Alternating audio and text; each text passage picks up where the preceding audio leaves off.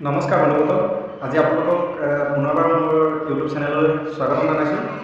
আজি আপোনালোকক দেখুৱাম মোৰ ভাগিন এটা ঘৰ সোণাৰীত হয়। সি আজি বহুত দিনৰ মূৰত আমাৰ ঘৰলৈ আহিছে আৰু শুনি আছিলোঁ বোলে সি বহুত ভাল ঢোল বজায় বুলি শুনিছিলোঁ।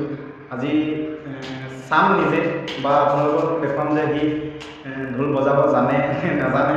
বিশেষ ময়ো নাজানো সি ঢোল কি বজায় কি নবজায়, কিন্তু সি বহুত কম্পিটিশ্যন বা প্ৰগ্ৰেমত সি গৈ থাকে, ভাল পুৰস্কাৰো পাইছে সি ঢোল বাদনত।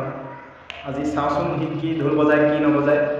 কমগৈ তাক ঢোলটো এচাপৰ বজাবলৈ। আমাৰ কছাৰী মেচ কছাৰীসকলৰ আমাৰ এটা লোক সংস্কৃতি, আমাৰ এটা বিহু নৃত্যৰ এটা তাল আছে, সেইটোকে বজাবলৈ কম তাক। চাওঁ সি কি বজায় কি নবজায়। আহক তেতিয়াহ'লে ভিডিঅ'টো ষ্টাৰ্ট কৰোঁ। এইটো আমাৰ দেখিবলৈ পাইছে আমাৰ কছাৰী লোক সংস্কৃতিৰ এটা অংগ। এইটো এটা বিহু গীত, এইটো আজি এনেই বজোৱা হৈছে। আমাৰ ঘৰতে এনেই ভাগিন এটা আহিছিলে, দাদাৰ লগত বজাইছে। এইজনী আমাৰ ভতিজা, বৌ, এইটো ভতিজা, দাদা, এইটো ভাগিন হয়, ঘৰ সোণাৰীত হয়। সি আহিছে আজি আমি পুৰণা ঘৰলৈ আহিছিলোঁ। আহোঁতে এই ঢোলটো দেখি বজাওঁ বুলি ক'লে বজাই আছে।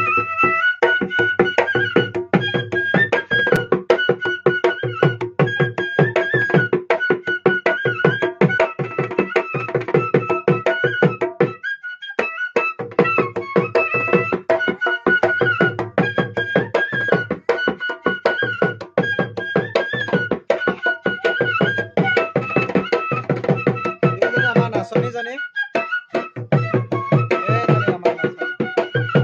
একদম পুৰা ব্যস্ত আছে।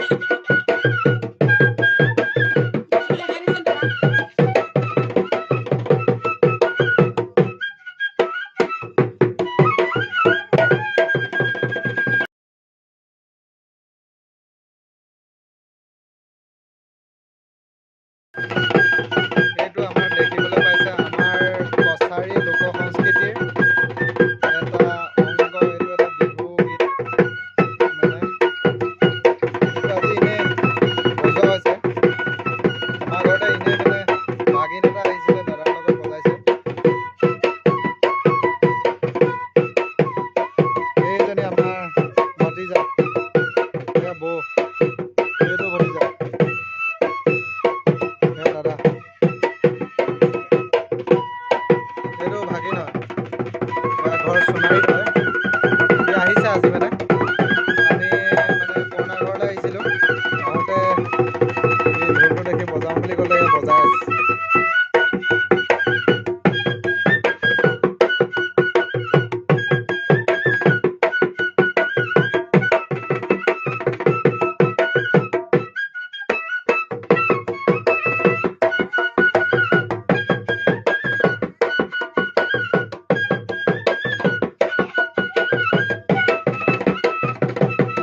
আমাৰ নাচনীজনী